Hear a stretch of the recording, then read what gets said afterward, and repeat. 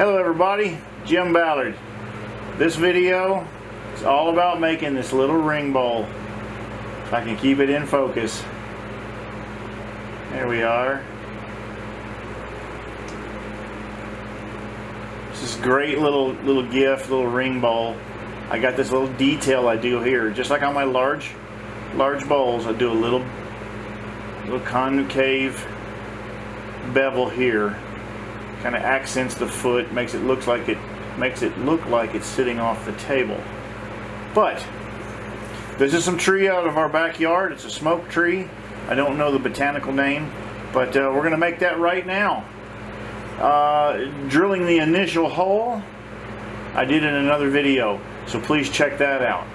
Where we're going to start is introducing, once again, this adjustable collet, which is great. So let's get started. Hello everybody, Jim Ballard here.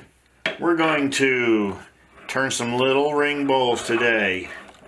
And we're going to be using this little piece that I picked up from PSI. I'll put the link in the description below.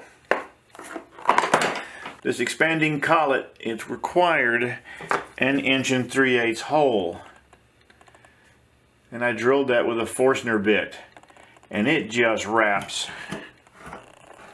snugs right into place. Hard to beat. We'll bring this tool rest up. I need to get the back of this, or the bottom of the bowl, larger than the 1 3/8. I need to create an 1 3/8 recess in here so that I can, after forming the bowl's shape, I can take it out of the chuck and reverse it and put it back and finish the bowl on the inside. And that's what we're going to try to do right now. Here we go.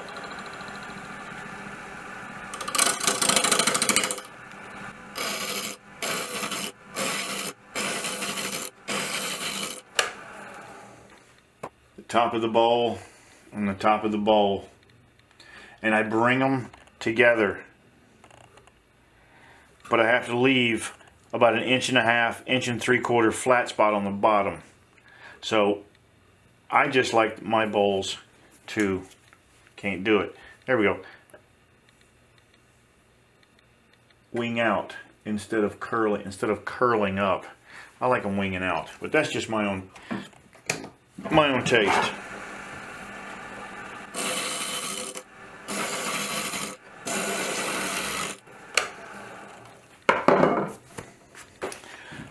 I can take the angle of the tool rest and I just put my finger on the center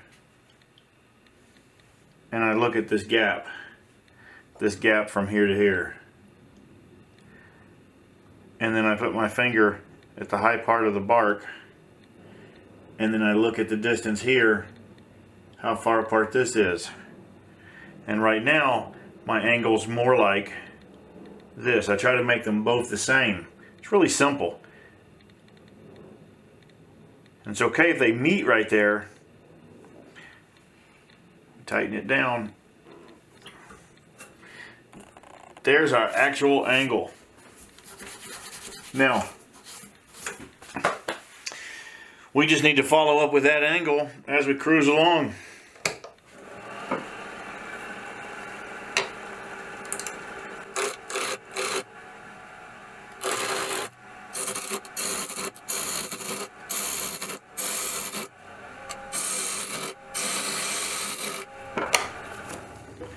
Now we'll just scooch it up. Try to keep it the same angle.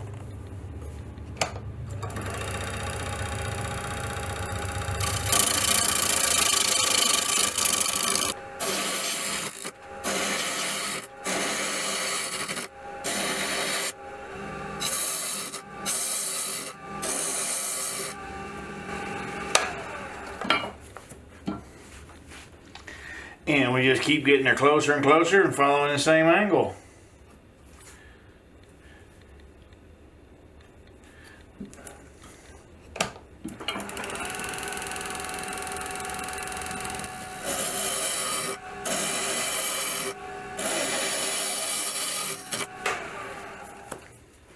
Almost there. That'll clean up just fine. Almost there.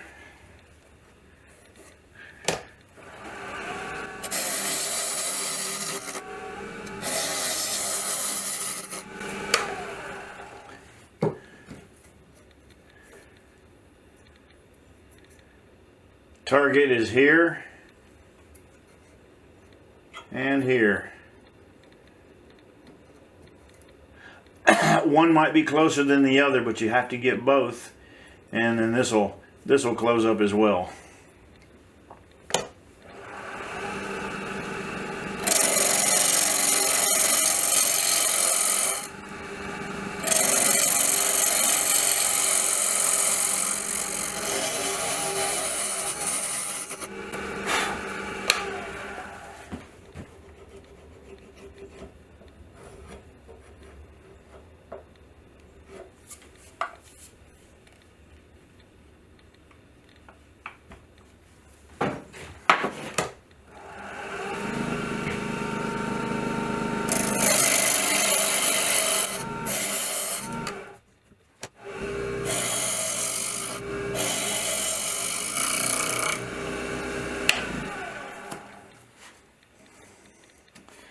A little more.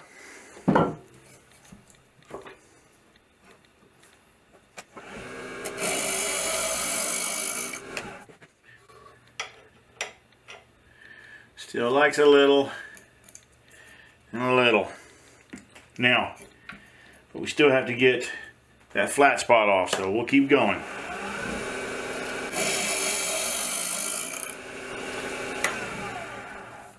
I actually wasn't looking for it to be so a really deep bowl, so I'm okay with if I gotta make it shallow. It was the angle I was after.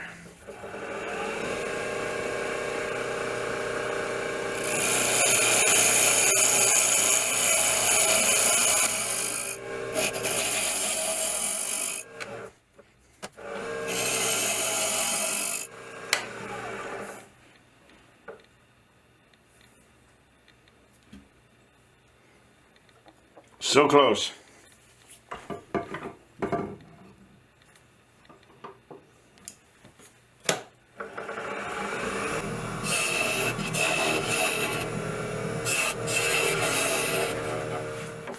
Now here's where we got to think about making sure the bottom is the right size just before I top it out.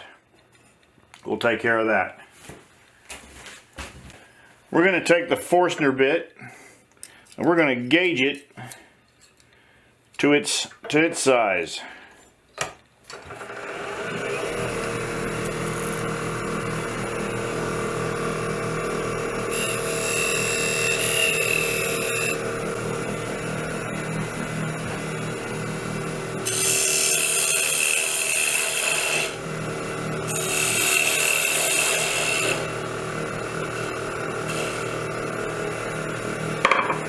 Wasn't quite big enough.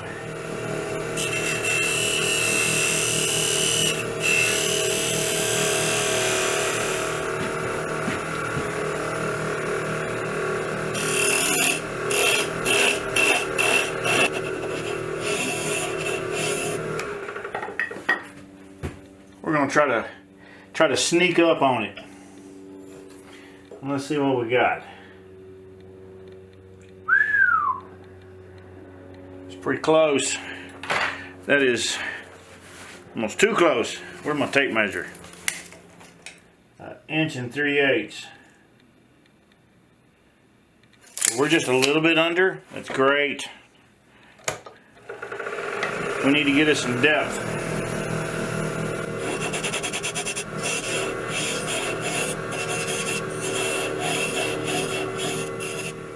Now this should fit very nice,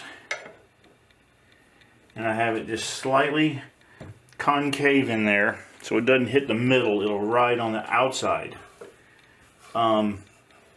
We should have arrived by now. Our center's right there, So that's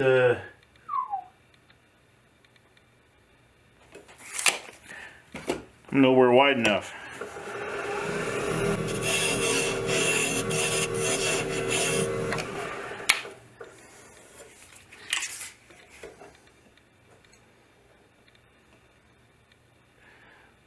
That is exactly what I need. So I can't screw that up. Question is, am I deep enough? I'm gonna go a hair more.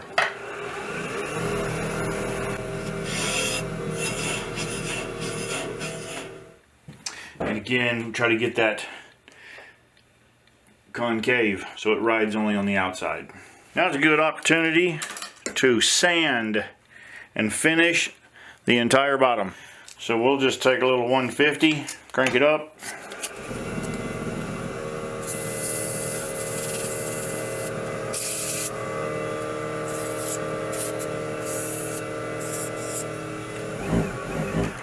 We should be able to step it up real quick to 320.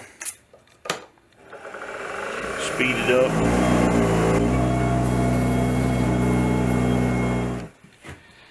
Now I haven't finished topping this out yet. So my plan is, now that this is ready, I'm gonna buff it. I'm gonna put a little finish on it, some Mylans, and then I'm gonna reverse it. And then once it recenters, that's when I will do a little detail here and then top the edges out. And then everything will be back on center. That's why I haven't sanded that yet. So let's clean it.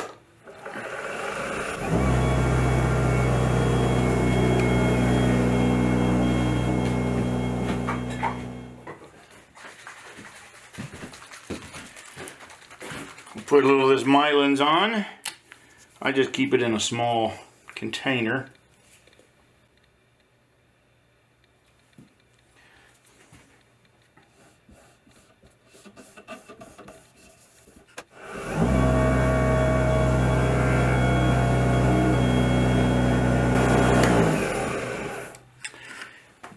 This has been completed.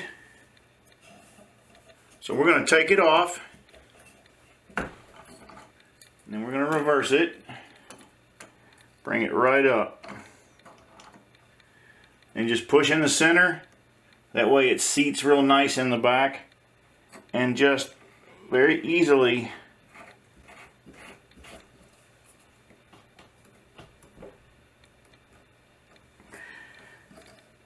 don't over tighten it, because you can bust those thin walls out. Know that when you start cutting, it's going to be self-tightening. So it'll be as tight as it needs to be to not come off, but don't over tighten it. And each wood is different.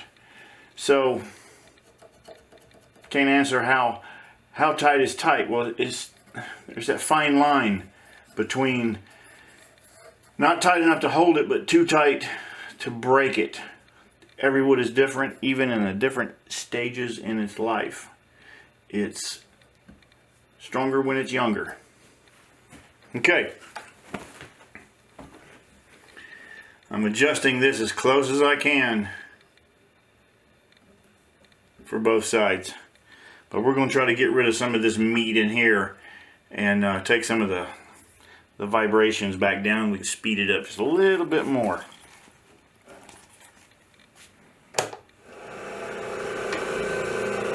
We'll just whittle away at the corner a little bit. I try to start attacking it with the angle of this swept back grind.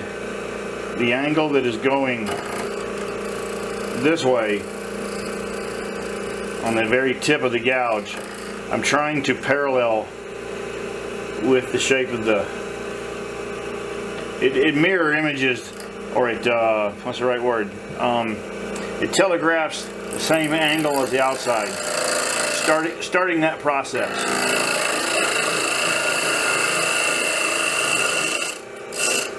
And be careful not to be too aggressive.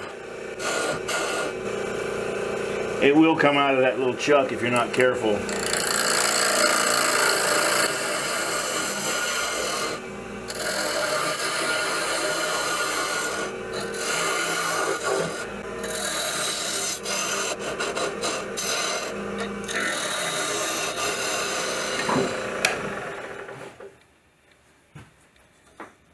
think it's time we take and turn and true up the outside, just in case I have to change the angle any, which I am just ever so slightly, so I won't take much off the base. There we go. Still, that wasn't enough. Okay, so I'm going to correct the angle in the back before I match the angle on the interior.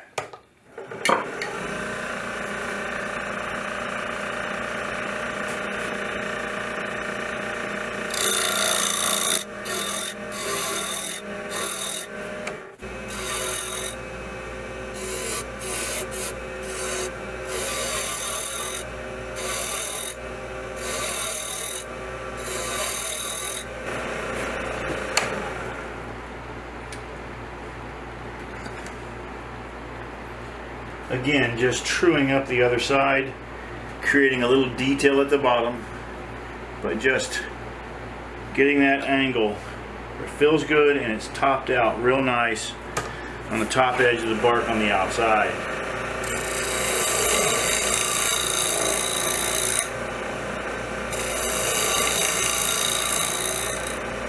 Everything that I'm doing and that you would do to a bowl this size, being a natural edge, is the exact same procedure. It's just on a smaller scale, and you can get there quicker to understand what it takes to get larger and larger and larger, to the point where, well, your lathe may not be able to handle it. And if that's the case, if your lathe, if you get to a point where you can actually increase the size of this, where you have to make the blank round before you start, you may find that you got to go back into the crankcase back here and change the gears. Give it a low gear, or it'll just bog it down.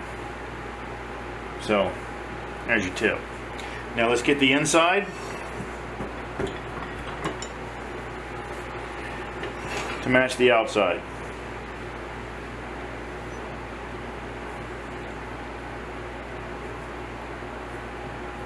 I can't bring the bottom in because it's still hitting that edge.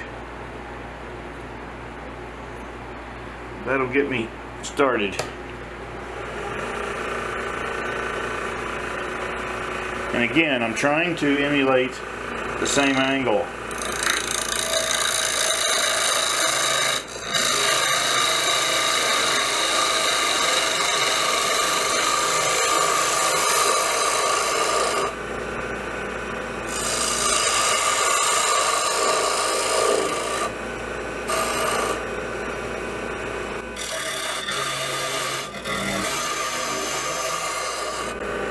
Again, if you're too aggressive, it'll come off. I have to keep reminding myself of that. So, smaller cuts, thinner cuts, I mean, less aggressive. They'll probably be cleaner anyway.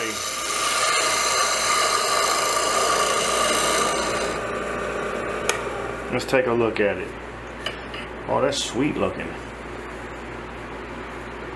Grain's nice. It's got that little, like a little branch or something, a little knot. So we're going to take it definitely thinner, but I can get a little closer.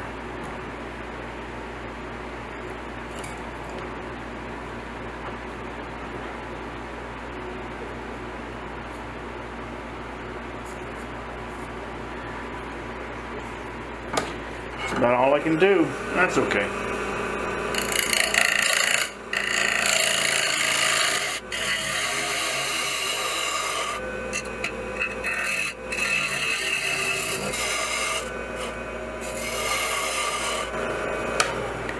Now, nobody wants to make a funnel.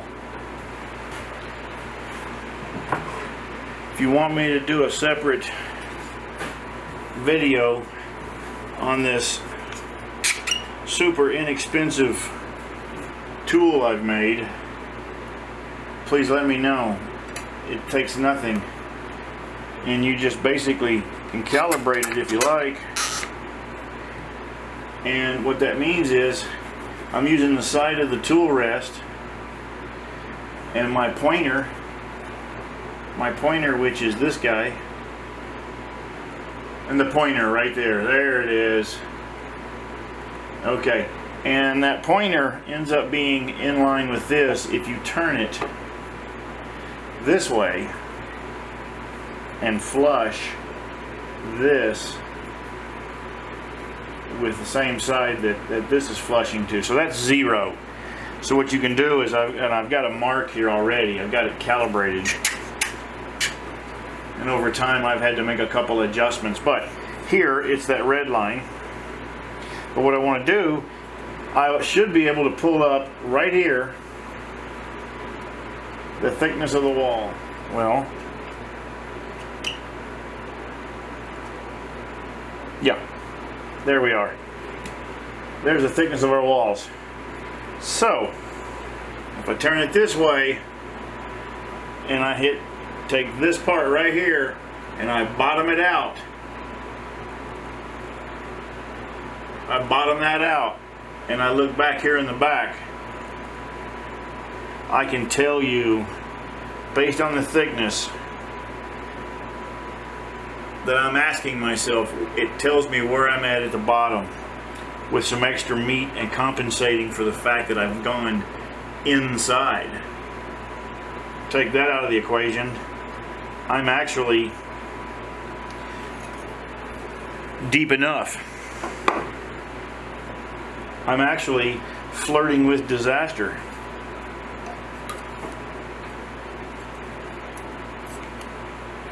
So, next step, clean it up with a bullnose scraper.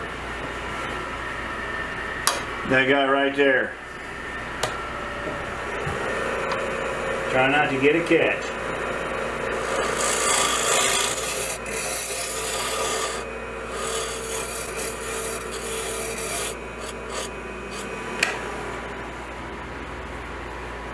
That feels very nice.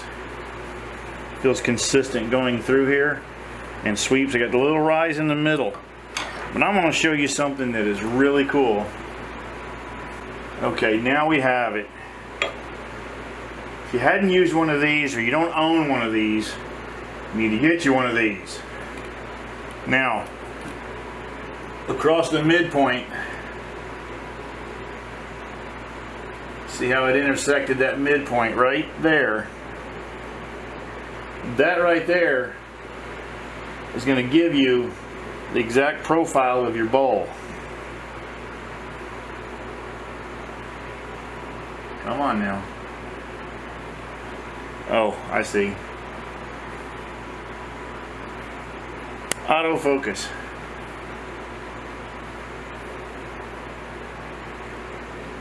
And that right there will give you the exact shape and what the bottom of your bowl is going to look like. And it looks like, yeah, there's a little tiny rise right there. I've got to get that. I'm just going to tie it to here, to here. Now I know exactly where I need to be. So let's do that.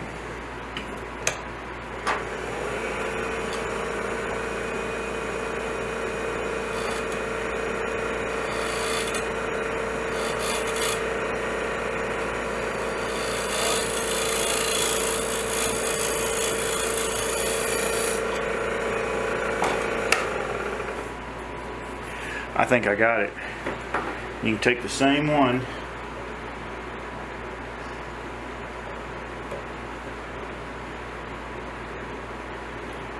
and now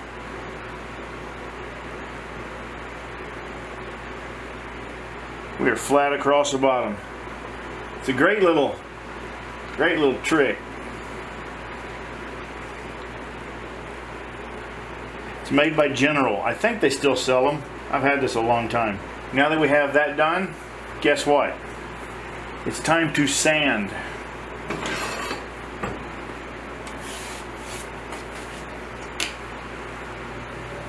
And if that's not too loud, I have a fan that blows directly down and just keeps the dust down at my feet. So let's just start with some 150.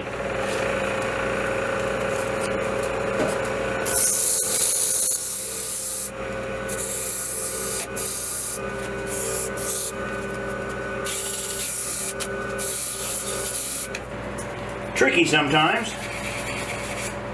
Always have to do this by hand, especially on when you get bigger balls. You almost do the entire thing by hand. So what does the outside look like?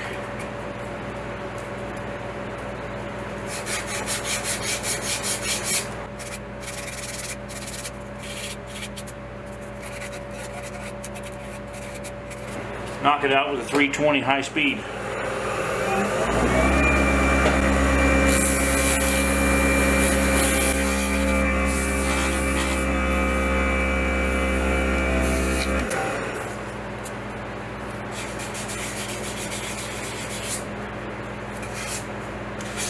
Looks really good. I think we can put the Milans on it now. Check the outside.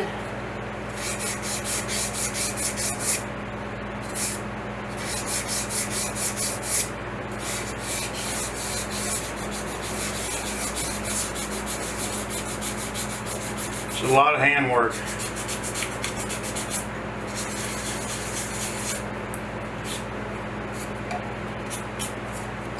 All right, I think we got it.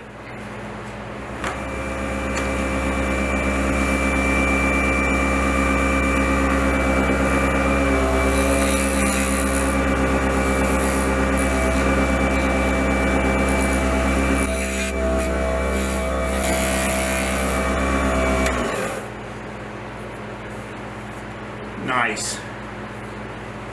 I think this is small enough we can use the Milans. But we're going to do another little trick first. We're going to make sure we get this Milans. I'm just going to be dipping it out of here and make sure it gets all in this bark.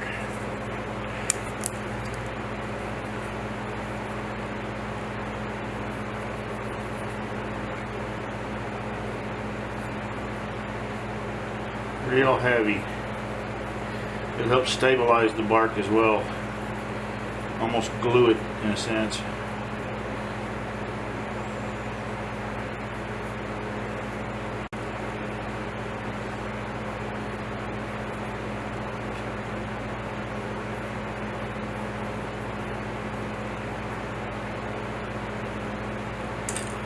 Now it's time to give the bowl a good bath in this Milans. If anybody's wondering,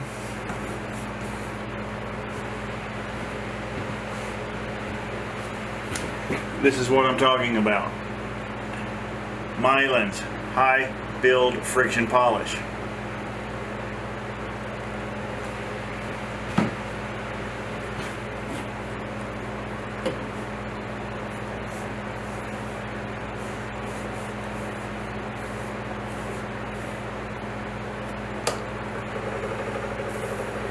With it at slow speed and your rag still really wet,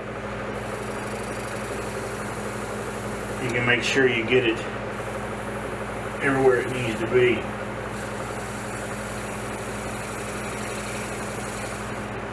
And crank it up and heat it up.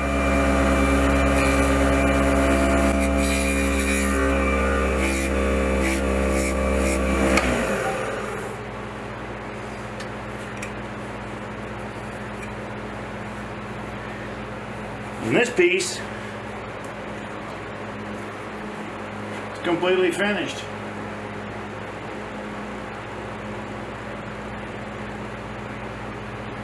Everything about this piece